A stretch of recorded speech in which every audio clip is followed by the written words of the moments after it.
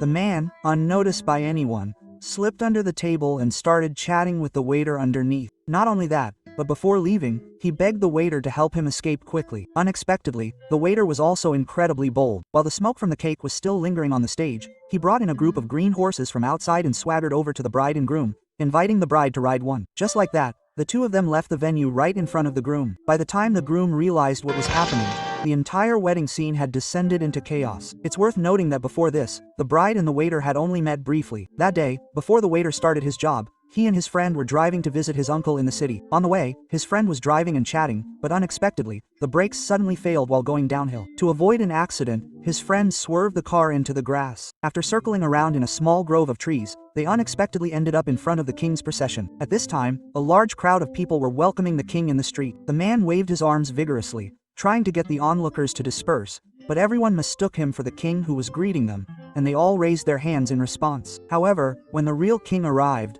the situation became incredibly awkward. After driving for an unknown amount of time, they finally stopped by a farm. The friend complained that the man was useless at fixing cars and only caused trouble, telling him to go somewhere else. The bored man wandered into the farm. When a little girl asked him who he was, the man, skilled at deception, lied that he was the prince of the area, and that all the land for miles around belonged to him, and that he was looking for a beautiful princess. Just as he was fooling the little girl, a scream came from the nearby barn.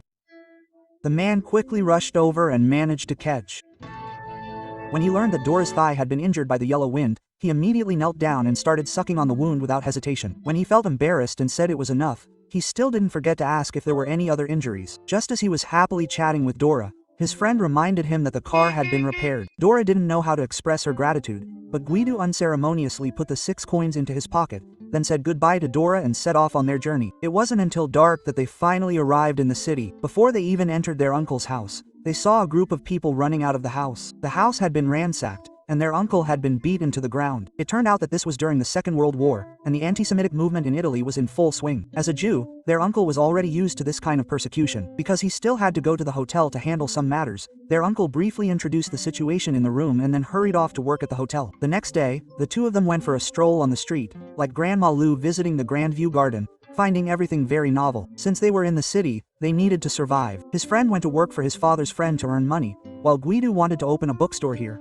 so he went to the municipal office to inquire about opening a store. Originally, it only required the official to sign a document, but he wanted to leave work 10 minutes early and refused to help, even shouting, "If you have the guts, go ahead and sue me." After saying that, he turned around and left. This arrogant attitude made Guido very dissatisfied. He complained while leaning against the window, and accidentally knocked a flower pot down, which happened to hit the official downstairs. Sensing that something bad was about to happen, Guido quickly went downstairs to apologize. The official thought he was deliberately retaliating and warned him that he would never be able to open a bookstore in his life. After saying that, he prepared to put on his hat and leave, but instantly got a head full of egg custard. It turned out that just now, the anxious turtle put the eggs in his hat, afraid of being beaten. He snatched a bicycle from the roadside and rode away. The bike went out of control on the downhill slope, causing him to collide with a passerby, and he was sent flying again. Because he was in a hurry to escape, he didn't offer much explanation and quickly ran away, leaving the passerby with a look of curiosity. Because he had offended the official in charge of approving bookstore licenses, his plans to open a bookstore had to be temporarily shelved. To make a living, he had to work as a waiter at his uncle's hotel. His uncle explained the essence of the job to him.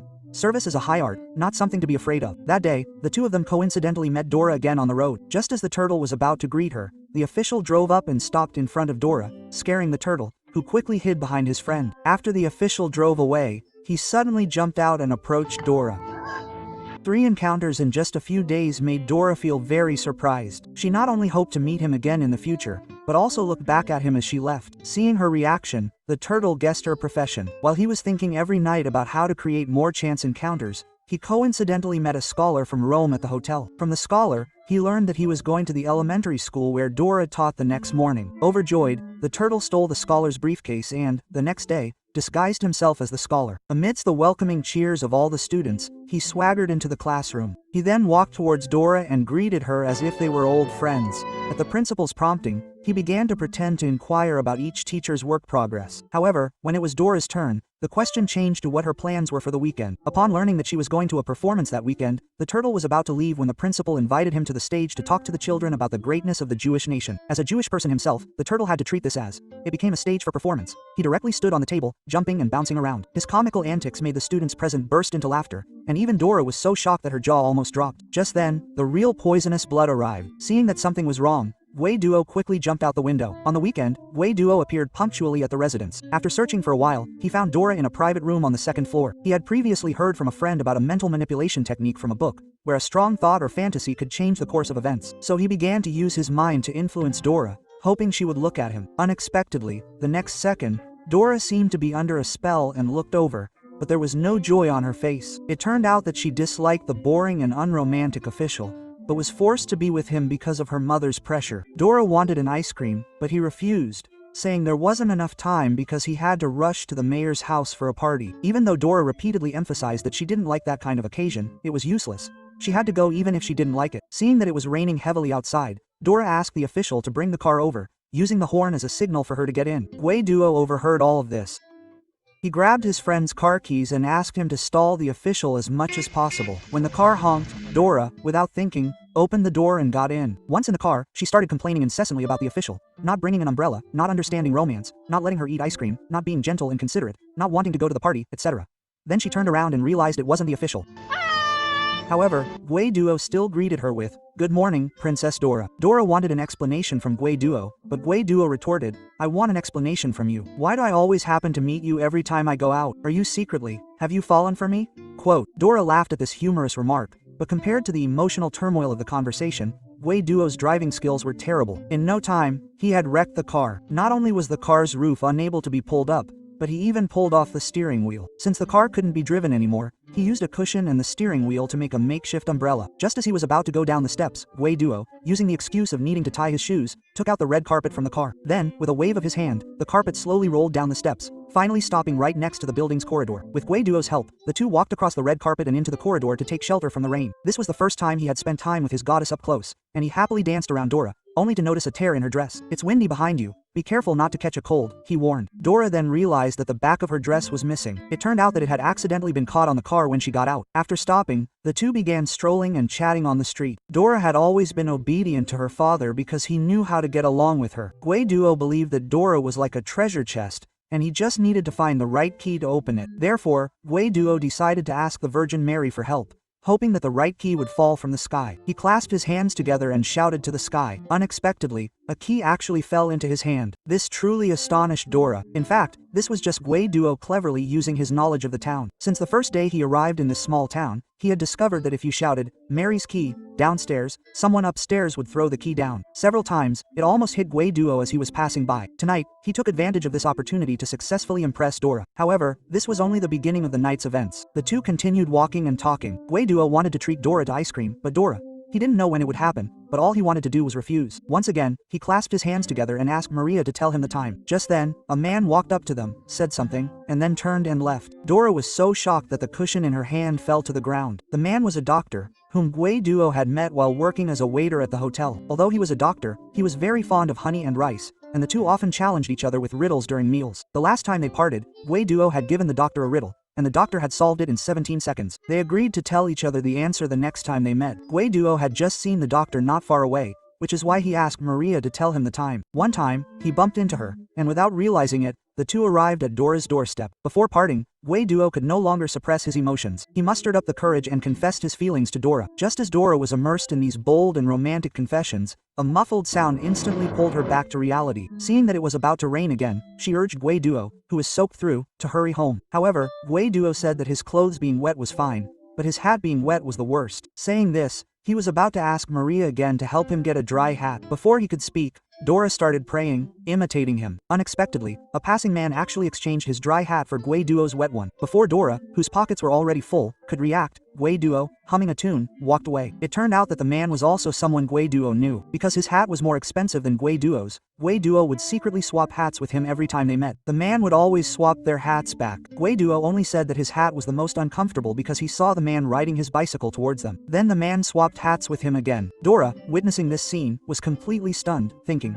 everything that happened tonight was God's plan, and he and Guido were destined to be dwarves. That day, a wedding was being held at the hotel where Guido worked. He learned that the groom was a government official, but didn't know who the bride was.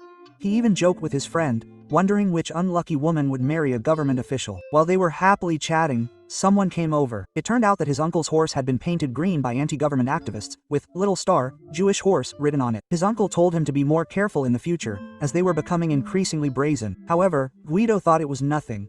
He could just wash the horse clean the next morning. When he returned to the hotel, Dora had already arrived with her mother. Guido was about to go and say hello, but was unexpectedly taken away by the government official. Turning around, he saw the doctor checking out at the front desk. He went to say hello and learned that the doctor was being recalled to Berlin. Before leaving, he gave Guido a riddle, unaware that their next meeting would be under completely different circumstances. At the banquet, the principal told a story about an exam question he once saw for a third-grade student.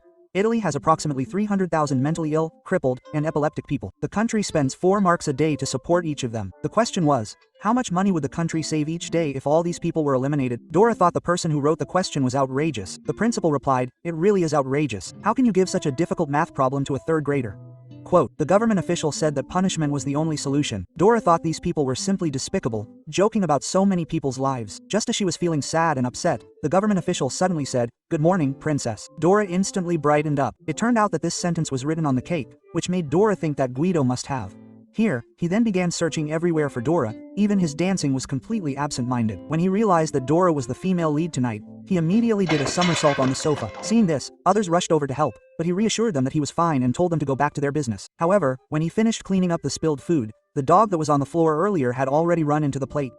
Preoccupied with Dora, he didn't even notice. Dora, who had returned to her seat, was still restless. Just then, Dora's plate was knocked over again by someone passing by. While he was under the table cleaning up, Dora also took the opportunity to crawl under the table. At his request, he took her away from the venue in front of everyone, and the two of them went to his uncle's house. Years passed in the blink of an eye. By now, their children were old enough to run errands. Every morning, he would ride his bicycle, taking his wife and child with him. His wife always wanted him to go slower, but his son always urged him to go faster. After dropping his wife off at work, he continued to take his son to their bookstore. On the way, his son saw some signs in front of some shops that read, "Jews and dogs not allowed." The son didn't understand what it meant, so he explained that the shop owners didn't like Jews and dogs. For example, if you don't like spiders, tomorrow we can put up a sign at the door that says, "Spiders not allowed." However, from that day on, the racial persecution against Jews became increasingly fanatical. As a Jew, he was often taken away by Nazi police for questioning. Whenever this happened, he would make funny faces and imitate the way Nazi soldiers walked, so that his son would think he was just going to play a game. That day, he was taken away by the police. Dora's mother came to the bookstore. It turned out that since the last wedding argument,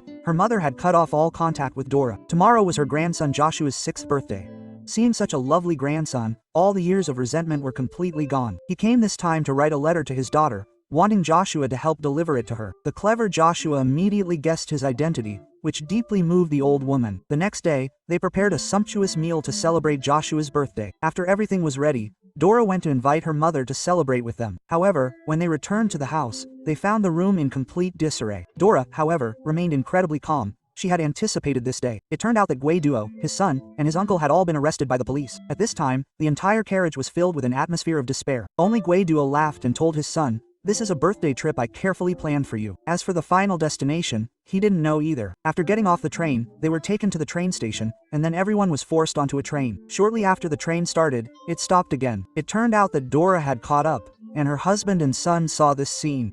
Although she wasn't Jewish, in order to be with her husband and son, she resolutely boarded this death train. After an unknown period of travel, the train entered a courtyard surrounded by high walls one night. It wasn't until the next morning that the Nazi soldiers began to let them off the train. Because men and women needed to be separated, Guido handed his son over to his uncle and wanted to go and say hello to Dora. Unexpectedly, as soon as Dora turned around, Guido was driven back by the Nazi soldiers. Seeing his son's low spirits, he began to fabricate beautiful lies again.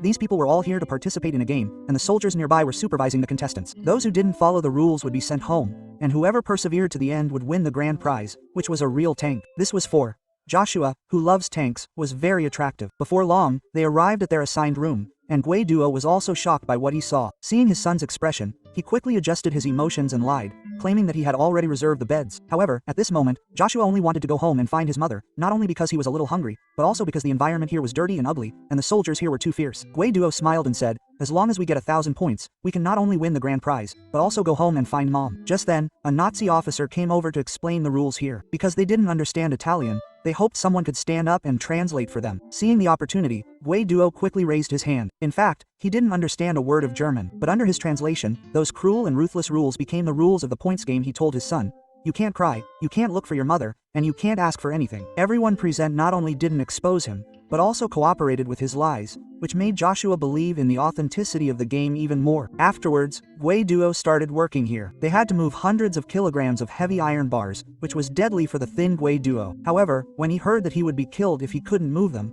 he was instantly filled with strength. After a whole day of high-intensity work, everyone fell asleep as soon as they returned to their beds, but Gui Duo, even in tears, would happily catch his son who rushed into his arms, and then, with renewed energy and a smile on his face, tell his son about the day's hardships. In his narration, those arduous tasks became interesting games. Every time, he would save a portion of his ration bread, saying it was a reward for the day's game for his son to eat. When he learned from his son that the other children didn't know the rules of the game, Gui Duo explained that they were too focused on winning the grand prize. They were cunning, don't trust them. Once you arrive at the concentration camp, everyone, regardless of gender, is required to work. However, they only need the young and strong. The old, weak, and sick aren't even allowed near the room doors. Dora initially thought the management here was quite humane, but a single sentence from someone else instantly shattered her hopes. The old and sick don't have to work, but they are taken to shower, which is actually a gas chamber. This revelation made Dora extremely worried about her husband and son. Fortunately, Joshua had always hated bathing since childhood. Whenever he was told to take a bath, he would quickly find a place to hide. That night, when the old, weak, and sick were being taken away, Joshua found his father working. This was the first time he had seen his father's real work. When he asked his father what he was doing, his father lied, saying they were building classrooms. Seeing that Joshua refused to take a bath, his father told him to find a place to hide. Thus, Joshua successfully escaped that ordeal. However, the older uncle wasn't so lucky. He never came out after entering the bathhouse. Afterwards, the Nazis would have the women come and sort their clothes. Every time this happened, Dora was on tenterhooks, afraid of seeing her husband's and son's clothes. Fortunately, each time she was spared. Realizing the situation was dire, her husband specifically exchanged bunks with someone else to get the top bunk so their son could hide there and not be seen by the Nazis. He told his son not to let anyone find him, otherwise they would lose their chance to continue the competition. To win the final prize, the son was very obedient. One day, while her husband was working outside, he happened to pass by the broadcasting room. Finding no one inside, he quickly brought his son to the microphone. Then, the father and son began to express their longing for Dora. Hearing her husband and son's voices, Dora's anxious heart finally calmed down. A few days later, the concentration camp held a physical examination. Those who passed the physical examination would be those who were healthy enough stayed to continue working, while those in poor health were sent to the bathhouse in the Song district. Just then, Gui Duo suddenly realized that the doctor who had examined them was the same one who liked riddles. Fearing that the doctor wouldn't recognize him, Gui Duo quickly recited the riddle and its answer that the doctor had given him last time. The doctor immediately called out his name, and then not only arranged work for him but also hinted that he might be able to get them, father and son, out of there soon. When he went to tell his son the good news, he found that his son was missing. After searching for a long time, he finally found his son hiding under the bed. It turned out that his son had heard that they would be sent to the crematorium to be made into buttons and soap, so he was afraid and hid under the bed. Gui Duo comforted him, saying that it was all a trick, a lie to make him give up the prize and leave this place. However, Joshua refused to believe him, saying he didn't want the grand prize anymore. He just wanted to go home now. Seeing his son's resolute attitude, Gui Duo had no choice but to go along with him. What a pity, our points have been leading all along, and now you want to give up the competition. It seems the tank will have to go to other children. Quote, saying this, he began to bid farewell to everyone in a theatrical manner, even describing the conversation and expressing regret that he couldn't win the grand prize. His words made Joshua's eyes light up. After saying this, Gui Duo opened the door and left the room. However, Joshua stopped, then turned around and ran back to the bed. Gui Duo, whose plan had succeeded, could only smile helplessly. A few days later, some high-ranking officials arrived with penguins. The bored children played hide and seek in the yard. Seeing the children, Gui Duo instantly had an idea. He quickly ran back to the dormitory and called Joshua. A few days earlier, Joshua had said that there were no children here anymore. This time, Gui Duo took him to an iron cabinet and let him look inside. There were children hiding inside, just like him, hiding every day. When Joshua saw this, he finally believed his father's words. There were still many children here. The son was competing with him for the last general's position. While they were talking, someone came out and called the children to eat. At this time, all the children who were hiding ran out. Gui Duo quickly said that they would all be disqualified from the competition. Just then, the Nazi discovered them. Gui Duo quickly squatted down and told his son that they were going to play a silent game, and they couldn't speak throughout the entire process, otherwise they wouldn't get the grand prize. Joshua, who was eager to win the grand prize, readily agreed. At the dinner table, he only focused on stuffing food into his mouth and didn't say a word. On the other side, the doctor saw Gui Duo busy and deliberately knocked over the tableware on the table. While Gui Duo was cleaning up, he told him that he had something important to tell him later. Before things were completely settled, a fork appeared on his son's side again. When the waiter served him a plate of food, he habitually said thank you in Italian, which immediately aroused the waiter's suspicion. Gui Duo wanted to give him a look to divert the topic, but he turned around and walked out of the room. So he angrily called their leader over. When they returned to the room again, they were stunned. Guido was teaching all the children how to say thank you in Italian. The other leader angrily scolded Guido and didn't pursue Joshua's matter anymore. When Guido found the doctor again and was about to speak, the doctor was taken away by another officer. When the two found another opportunity to get together, the doctor didn't mention their escape anymore, but instead chatted with Guido about a simple riddle, saying that he had racked his brains but couldn't guess the answer, and hoped that Guido could help him. Hearing this, Guido finally understood the doctor's meaning. He was afraid of taking responsibility and expressed his powerlessness. The hope that had just risen all turned into disappointment. Looking at his son who was full and asleep, Guido didn't. Thinking about many things, just as he was about to put away the records, he saw the record he had played with Dora in the courtyard for the first time. He gently put the record on, opened the window, and pushed the speaker towards the window outside. When Dora, who couldn't sleep, heard this familiar sound, she immediately got out of bed and went to the bedside. She knew that the ghost was giving her a sign that he was safe. After the banquet, the ghost and his son prepared to return to their room to rest, but unexpectedly, because the night was too dark, they lost their way. Unconsciously, he walked to a place where corpses were piled up like a mountain. The horrific scene frightened him so much that he ran away like crazy. Before long, World War II was coming to an end, and the German army on the front lines had begun to completely collapse. The German army here also began to busy themselves with evacuation. Before evacuating, they had to destroy all the evidence here, not only the documents in the room, but also all the Jews here. They began to take these people away in truckloads to eliminate them. This meant that if they could find a way to survive this ordeal, they might be able to live. Thinking of this, the ghost picked up his son and went outside, hiding his son in the iron box he had found earlier. He repeatedly told his son that as long as he hid there until tomorrow morning, he could win the final victory and get the prize, and then he could ride a real tank home. After settling his son, he hurried to the other side to find Dora. To avoid being discovered, he disguised himself as a woman and planned to go to the women's prison. But when he turned around, he found a dog sniffing around the outside of where his son was hiding, constantly scratching at the ground with its paws. At this moment, the ghost once again thought of his friend's advice. He began to gesture with his hands, repeatedly saying, "Go away, go away." Unexpectedly, the dog actually walked away. Passing through the crowd, he quickly came to the outside of the women's prison. Seeing the approaching searchlight, he quickly climbed onto the window to avoid it. Then he searched room by room, even the truck transporting the female prisoners. He didn't even spare the cars. Watching the car drive further and further away, in desperation, he shouted to the women in the car, "You must jump out of the car and escape as soon as you get out." It was this crazy act that completely exposed him. He climbed onto the window ledge again, wanting to take care of something important, but this time, unfortunately, the dangling blanket was discovered, and he was finally caught by the Nazi soldier with the gun. Knowing that his chances of survival were slim, when he passed Joshua's hiding place, he subconsciously stopped. He knew his son was watching him, and he had to complete the game as promised, writing an ending to his lie. So he smiled and winked at his son. His son winked back. Then he walked past his son with a comical, exaggerated gait until his son couldn't see him anymore. Only then did he walk normally. After turning a corner, a crisp gunshot rang out from behind the wall. It wasn't until the next morning that the last batch of German soldiers completely withdrew. Soon after, the survivors began to emerge from all directions, fleeing this hell on earth in panic. After confirming that everyone was gone, Joshua, according to his father's promise, cautiously crawled out of the iron box. At this time, the previously dark courtyard finally had some sunlight. Just as Joshua didn't know where to go, a real tank drove out from around the corner and stopped in front of him. This startled Joshua. It turned out that the game his father had talked about was real. Then, an allied soldier climbed out of the tank. Although he couldn't understand what the soldier was saying, Joshua bravely climbed onto the tank. Subsequently, he wore the soldier's hat, ate the soldier's chocolate, and enjoyed the joy of victory. At this time, both sides of the road were filled with rescued Jewish people. Fortunately, Joshua saw his father in the crowd, and after putting down the tank, he quickly rushed into his mother's arms, expressing his joy at their reunion and celebrating their victory in achieving a beautiful life. Life is Beautiful is a drama film directed by Roberto Benigni, starring Roberto Benigni and Nicoletta Braschi, released in 1997.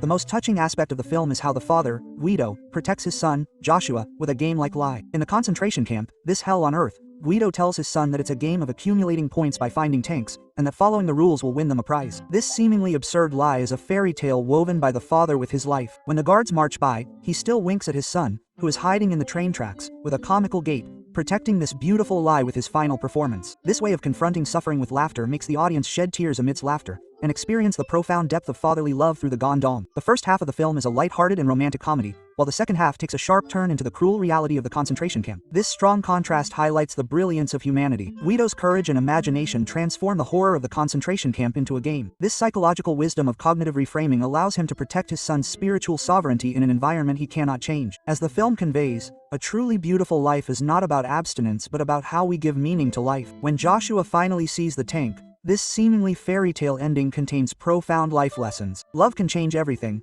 just as the film uses a comedic shell to wrap a tragic core, proving that humanity's sharpest weapon is not violence, but the courage to sing on the emerald green. As long as we remain optimistic, no matter what environment we are in, we can warm and illuminate the hearts of others with love. That's all for today's movie sharing. Please like, comment, and share. I'm Shayu, and I look forward to seeing you next time.